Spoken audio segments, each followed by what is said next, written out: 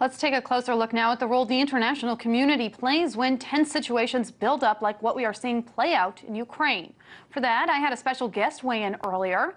I spoke with actor, producer, screenwriter, and martial arts expert Steven Seagal. He was recently part of an American delegation that visited Russia in the aftermath of the Boston Marathon bombings, and he gave us his view on the crisis in Ukraine. Well, I mean, it's exactly the kind of thing that we, meaning myself and several members of Congress and millions of other people, have been trying to avoid. I hear a lot of political rhetoric. I hear a lot of political spinning. And I'm not in America hearing anything from the Russians at all. And that's not because they're not giving comments. I think that they're just not being heard. For example, I heard, early this morning somebody saying, yeah, somebody came on to a vessel in the Black Sea and, threatened them and said, by 5 o'clock surrender, or we're going to come and invade. I knew right away that that never happened. And then sure enough, in the last hour, they're saying, oh, yeah, well, that may not have happened. And so all this kind of stuff is not constructive to real diplomatic relations. And that's what we need here. We need calm. We need people who can kind of try to look at the big picture and what's best for Ukraine, what's best for Russia, and not necessarily what's best for quote-unquote Europe. The thing that I think we have to really keep in mind here is that recently when Ukraine was sort of quote-unquote overthrown, you have to keep in mind it was a democratically voted on, put in. It was a government that was put in through normal diplomatic channels, through voting and so forth and so on. And then all of a sudden, it looks to me like sort of thugs with firebombs start firebombing the whole city, and who these people are and where they came from is really a questionable subject. And then all of a sudden, this government is toppled.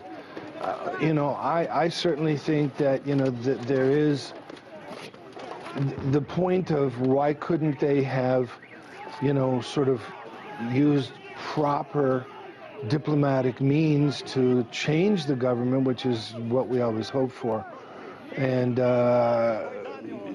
so I just think it's very, very interesting that there's all this kind of funny stuff happened right before the Olympics, So why do you think the U.S. is so interested in this part of the world, and what does it stand to gain from getting involved? I mean, in my opinion, this is it's European Union. It's pressure that certain entities are getting from the European Union or stuff like that. I mean, it's kind of like, if you'll hearken back or go do your homework, you'll see that Margaret Thatcher was, pretty much thrown out of office because she refused, to sort of put, the EU in, European in. And so, I think there's a little bit of that going on here. Do you think the media is playing a role in ramping up tensions between countries?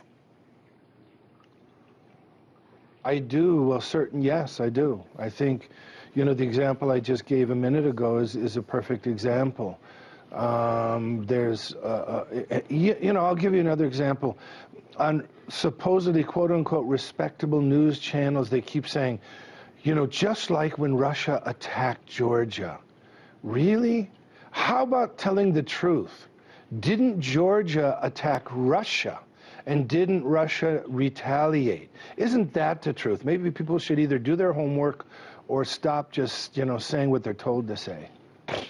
So when you hear one American politician after another making the media rounds patronizing President Obama and calling his foreign policy stance weak because he is not calling on the troops or anything like that, do you think that they are trying to hold his feet to the fire and to force him to act?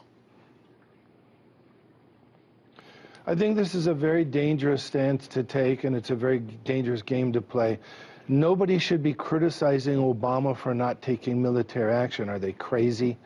I mean, at this point, what we really want are cool heads and diplomatic dialogue. We should be at the height of diplomacy right now, where we are, you know, talking to Russia and talking to Ukraine and trying to see if we can come up with a solution that's good for everybody. That's what we should really be trying to do.